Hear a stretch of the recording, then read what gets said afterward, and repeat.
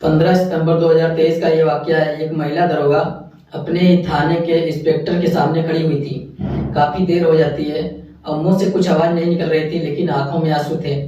महिला sub inspector कुछ कहने की कोशिश करती, इससे पहले ही इंस्पेक्टर पूछा, क्या बात है, यहाँ इतनी देर से क्यों खड़ी हो?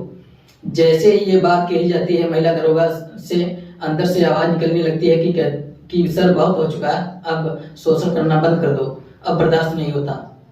जैसे ही उस महिला दरोगा ने अपने ही थाने इंस्पेक्टर से ये बात कही, इंस्पेक्टर को गुस्सा आ जाता है और गुस्सा आने के बाद एक के बाद एक कई गंदी गंदी गालियां दी जाती है। जो गाली दी जाती है तो महिला सब इंस्पेक्टर कहती है, सर आप समझ नहीं रहे हैं क्योंकि बात बहुत आगे बढ़ चुकी है। दरअसल तुम्हारा मेरे पेट में बच्चा पल रहा है, अगर ये बात जबानी को पता चलेगी तो बात बहुत ज्यादा बिगड़ सकती है, खराब हो सकती है। इसलिए अब इस मामले को यहीं खत्म कर दो, इस कहानी का द एंड कर दो। जैसे ही सब इंस्पेक्टर की ये बात उस इंस्पेक्टर ने सुनी और उसके बाद वो कुर्सी से उठता है। उठने के बाद महिला दरोगा को बहुत तेज के साथ उसके पेट में लात मारता है। जैसे ही महिला दरोगा के पेट में लात लगती है, जमीन पर गिर जाती है और वो वहां से उठने की कोशिश कर रही थी, लेकिन उठ नहीं पा रही थी क्योंकि उसकी तबीयत लगातार बिगड़ रही थी। रोते हुए, गिड़गिड़ाते हुए, हाथ जोड़ते हुए कहती है कि सर अब बहुत हो चुका है, अब बर्दाश्त नहीं हो रहा है। जब उसकी तबीयत बिगड़ने लगती है कि किसी भी तरकीब से वो डॉक्टर के पास पहुंचती है। डॉक्टर के जाने के बाद उपचार शुरू होता है, लेकिन डॉक्टर जब उससे कहता है कि तुम्हारे पेट में जो बच्चा पल रहा था दरअसल वो मर चुका है, इसलिए हमें तुम्हारा गर्भपात करना पड़ेगा। ये सुनने के बाद महिला दरोगा रोने लगती है और उसके बाद फिर एक बार इंस्पेक्टर से बातचीत होती है और उसे रोकने की कोशिश कर रहे थे, लेकिन इंस्पेक्टर अपनी मनमानी पे उतारू था। लेकिन ये बात अब दो लोगों के बीच में थी। डॉक्टर के पास बात पहुंच जाती है। ये बात धीरे धीरे लोगों तक पहुंचने जब शुरू होते हैं तो उसके बाद ये अखबार, सोशल मीडिया के माध्यम से लोगों को पता चलती है, तो पूरे प्रदेश में उस इंस्पेक्टर की जो करतूत थी वो सामने आती है। उस बहुत आश्चर्य हो रहा था, हैरानी हो रही थी कि जो महिला दूसरों को इंसाफ दिलाने के लिए वर्दी पहनती है, दरअसल वो खुद ही शोषण हो रही है। आज की कहानी उस महिला दरोगा की है, आज की कहानी उसके शोषण करने वाले उस इंस्पेक्टर की कहानी है। नमस्ते, प्रणाम, हर हर महादेव। मैं ओम प्रकाश पाल। आज की जो सच्ची घटना मैं आपको सुनाने जा रहा हूँ, ये सच्ची घटना है बिहार प्रदेश की राजधानी पटना की। दरअसल पटना का एक थाना लगता है जक्कनपुर। जक्कनपुर थाना कैंपस के अंदर जो सरकारी आवास था, उसी सरकारी आवास में एक महिला दरोगा जो बेड पर लेटी हुई थी, अचानक उसकी आँख खुलती है। और खुलने के बाद उसने जो अपने शरीर पर हाथ फेरा तो पता चलता है उसके तन पर एक भी कपड़ा नहीं थे। वो बिना कपड़े के लेटी हुई थी। एकदम से अपने आप को समेटती है और इधर उधर देखती है और देखने के बाद उसकी नज़र पहुंचती है घड़ी पर। और घड़ी पर जैसे नज़र पहुंचती है, सोचती है कि अभी तो कुछ देर पहले वो ठीक ठाक थी, लेकिन यहाँ कैसे, ये सरकारी आवास में। अब उस सरकारी आवास में एक फोटोग्राफ्स भी लगा हुआ था। फोटोग्राफ्स किसी और का नहीं, थाने के इंचार्ज का फोटो लगा हुआ था। वो समझ जाती है मैं इस थाने इंचार्ज के कमरे के अंदर हूँ, उसके ही घर में हूँ। तभी उसे याद आता है कि कुछ देर पहले की तो बात है, कुछ देर पहले इस थाने के इंचार्ज ने कहा था, अमिता तुमसे बहुत जरूरी काम है, ये केस के सिलसिले में बातचीत करनी है, तुम जरा घर पे आना, तुमसे बात करनी है। जैसे ही महिला दरोगा को ये बात कही जाती है और केस के सिलसिले में कॉन्फिडेंस के बारे में बात की जाती है और सरकारी आवास पर बुलाता है। और जैसे ही महिला दरोगा सोफे पर बैठी हुई थी, इसी बीच में इंस्पेक्टर पहुंचते हैं और पहुंचने के बाद उसने रसोई में जाते हैं। वहां से आवाज़ लगती है कि अमृता क्या तुम चाय पियोगी, कॉफ़ी पियोगी? तो कहती है नहीं नहीं सर, नो थैंक्स। जब वो कॉफ़ी के लिए मना करती है तो कहती है कोई दिक्कत नहीं है, बातचीत करते करते हम लोग कॉफ़ी भी पी लेंगे और तुम परेशान मत हो, मैं बना कर लेकर आता हूँ। जैसे ही कॉफ़ी बनकर आती है, उस महिला दरोगा को कॉफ़ी दी जाती है। महिला दरोगा कॉफ़ी पीकर वो सोफे पर बैठी हुई थी और बैठे बैठे कब उसे नींद आ जाती है उसको पता ही नहीं चलता। आँख खुलती है तो पता चलता है कि अपने ही थाने के इंस्पेक्टर जो होते हैं उसके सरकारी आवास में जो बेड होता है, उसका बिस्तर होता है, उस बिस्तर पर वो न्यूड अवस्था में बिना कपड़ों के लेटी हुई थी। तब उसे समझ आता है कि उसकी आंखों से आंसू निकलने शुरू हो जाते हैं। रोती है, गिड़गिड़ाती है, कहती है कि सर आपको पता नहीं है आपने क्या कर दिया है। बात जैसे ये बात की जा रही थी वो रो रही थी, और इसी बीच में रोते रोते एक आवाज़ आती है कि अमिता परेशान होने की ज़रूरत नहीं है, तुम बिना कपड़ों में बहुत अच्छी लगती हो, यकीन ना हो तो देख सकती हो।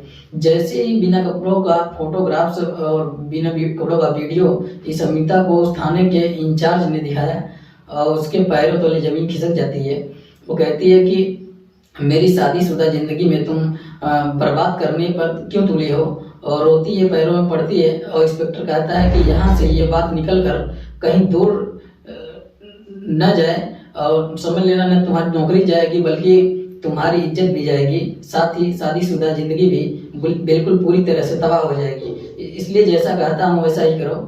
उस महिला दरोगा के सामने कोई एक्शन नहीं बचा था, उसे नौकरी भी बचानी थी, अपना परिवार भी बचाना था, इसलिए वो चुपचाप वहाँ से चली जाती है। लेकिन उसे ये लग रहा था कि शायद ये आखिरी दिन है, लेकिन वो क्योंकि लगातार जैसा मन करता था इंस्पेक्टर का, वैसे ही किसी न किसी बहाने से बुलाता था और उस महिला दरोगा का रेप करता था, बलात्कार करता था, और चाह कर भी कुछ भी नहीं कर पाती थी, क्योंकि ये सिलसिला लगातार जब चलता चला जाता है तो इसी बीच में वो गर्भवती हो जाती है। और अपनी गर्भवती होने के बाद जब उस इंस्पेक्टर से कहती है कि इंस्पेक्टर साहब कहते हैं कि तुम मुझे जानती नहीं हो, मैं कितना पावरफुल हूँ, दरअसल तीसरा साल मुझे इस थाने में होने वाला है, मुझे यहाँ से हटाने वाला कोई है नहीं, फिर भी उसके बाद तुम इस तरह की बातें कर रही हो, तुम नहीं जानती हो कि मैं तुम्हें बर्खास्त करा सकता हूँ, बड़े बड़े अधिकारियों से मेरे परिचय है। जैसे ही इसने ये बात सुनी और तुम्हारी ही वजह से प्रेग्नेंट हो जाती हूँ,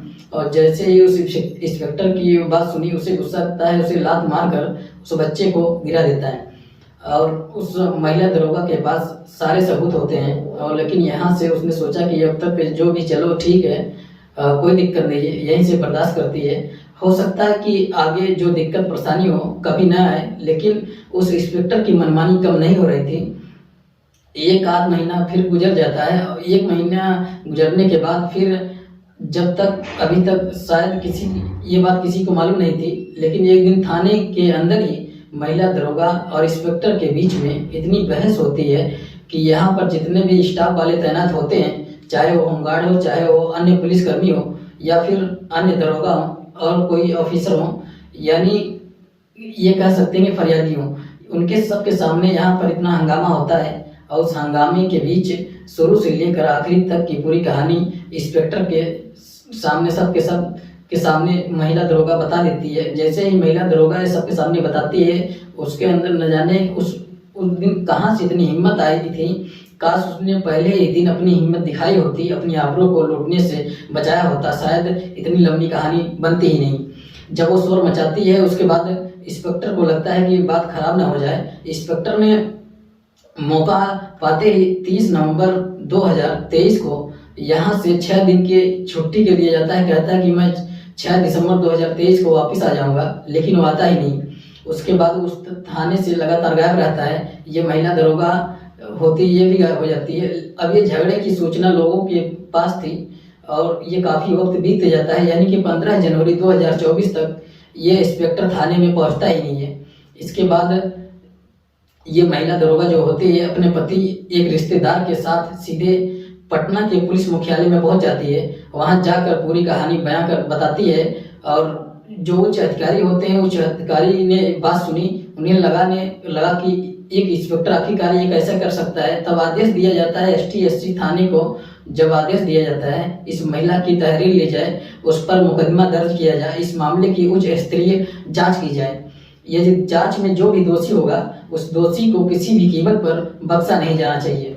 जब इस तरह की बात थी, SP सदर होती हैं स्वीटी शेरावत, साथ ही SP भरत सुनी नीचे इस प्रकरण की जांच करना शुरू कर देती है। जैसे ही इस घटना सोशल मीडिया पर वायरल होता है, लोगों को पता चलता है कि जिस महिला ने वर्दी सिर्फ इसलिए पहनी थी ताकि दूसरी बहन बेटियों को वो इंसाफ दिला सके, लोगों को इंसाफ दिला सके, वो खुद ही शोषण का शिकार हो रही है। वाकई ये अपने आप में बड़ी चर्चा होती है। और इस थाने के जक्कनपुर के पटना शहर के टोटल मिलाकर 67 थाने होते हैं। उसी 67 थानों में एक जक्कन थाना भी होता है। इस जक्कन थाने में जो इंचार्ज होते हैं इस तरह से शोषण कर रहे थे, लेकिन इसी बीच में मामला ज़्यादा तूल न पकड़े और इसलिए इस जक्कन थाने से इंचार्ज का लगभग 2.5-3 साल के आसपास यहाँ हो चुके थे। उसको रातों रात उसका ट्रांसफर सहरसा, एक जगह लगती है, जिला लगता है, वहाँ पर कर दिया जाता है। सहरसा में जाकर वो अपना मुंह छुपाने की कोशिश कर रहे थे। बताते ये भी हैं कि मीडिया कर्मियों ने जब इंस्पेक्टर साहब से बातचीत करने की कोशिश की तो इंस्पेक्टर साहब ने फ़ोन ही काट दिया और फ़ोन बंद कर लिया। मीडिया कर्मियों से बातचीत करने की कोशिश की, लेकिन मीडिया कर्मियों से बातचीत नहीं किए। हालांकि इस पूरे मामले में एसपी स्वीटी शेरावत और इस प्रकरण की जांच कर रहे हैं। उनका ये कहना है कि हम इस मामले की जांच कर रहे हैं, एक पहलू की देखेंगे, परखेंगे, जो भी सबूत होंगे कम से कम समय में जुटाने की कोशिश करेंगे।